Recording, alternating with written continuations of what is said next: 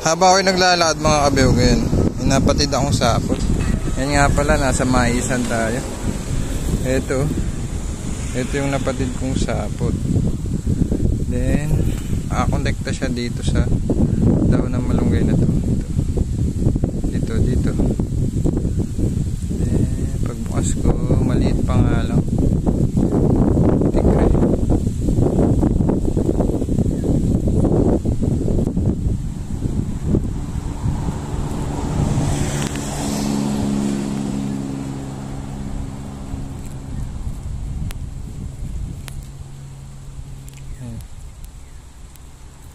Maliit pa.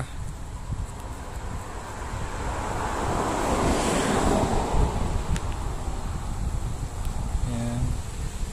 Doon nakakadugsong yung isang sapot dahil nga nadaanan ko, napatid na, pero ito yung laman.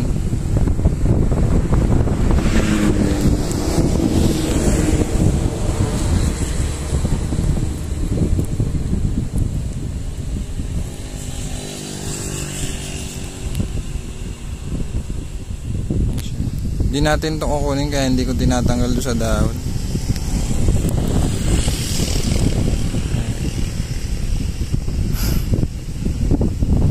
Nakarang yung dahon eh. Ayan oh.